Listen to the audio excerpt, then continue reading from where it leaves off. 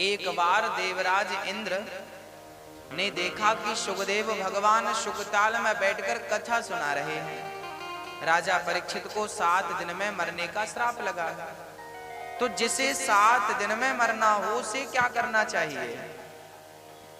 सुखदेव जी कथा सुना रहे थे। उसी कथा में देवराज इंद्र आ गए अमृत का कलश लेकर। सुखदेव जी सुखम नत्वा वदन सर्वे स्वकार कुशलाः सुरा। सुखदेव जी को प्रणाम किया। देवताओं ने कहा महाराज ये जो कथा है ना, ये कथा आप हमें पिला दो और बदले में इंद्र को स्वर्ग का अमृत पिला दो। सुखदेव जी ने मन में विचार किया कि ये देवता लोग अमृत किसी को देते नहीं हैं, आज ये लेकर आए हैं तो जरूर कोई बात है, जरूर कोई बात है।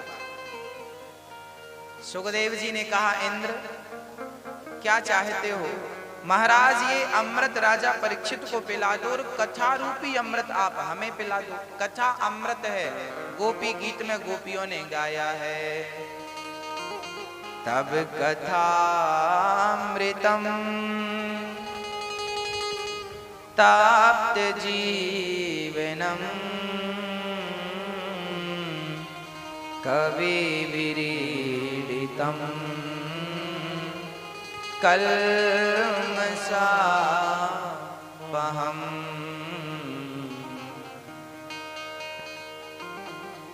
तब कथामृतम, कथा अमृत है। अब जब कथा अमृत है तो सुखदेव जी कह रहे हैं भाई ये जो कथा है ना ये अमृत है, और ये अमृत स्वर्ग के अमृत से भी श्रेष्ठ है। सुखदेव जी ने तो ये कह दिया कि स्वर्ग का अमृत तो इसके सामने कांच का टुकड़ा है। क्वा स्वधा क्वा कथा लोके क्वा कांचा क्वा मणिर महान। कहाँ कांच का टुकड़ा और कहाँ मणि। इंद्र को बड़ा बुरा लगा, प्रभु आपने हमारे अमृत को कांच का टुकड़ा कह दिया।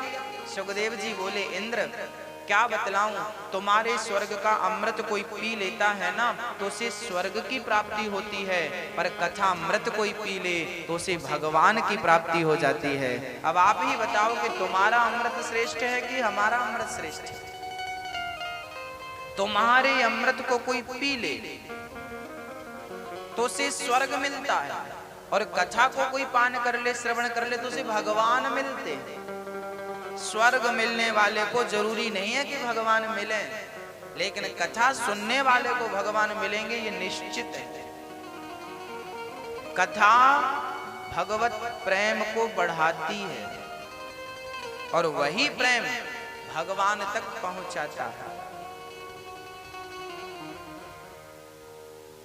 इंद्र को सुखदेव जी ने पात्र ना समझ करके कथा से वंचित रखा। इंद्र अपने लोक में चले गए।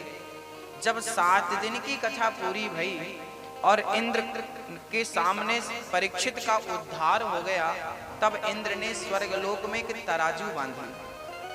एक पलड़े पर भागवत को रखा, दूसरे पलड़े पर स्वर्ग के तमाम सुखों को रखा, और जब तौल कर देखा ना तो भागवत का पलड़ा भारी था, स्वर्ग के सुखों का पलड़ा ऊपर की ओर झूल रहा था। ज्ञान के तराजू पर तौला गया तो भागवत सबसे श्रेष्ठ पाई गई। स्वर्ग के अमृत, स्वर्ग के सुख, स्वर्ग के कल्प वृक्ष सबसे श्रेष्ठ भागवत है। इंद्र घबरा गए, भगवान का स्मरण किया तो भागवत से ही भगवान प्रकट हो गए। इंद्र बोले प्रभु आप यहाँ? भगवान बोले हम तो यहीं रहते हैं।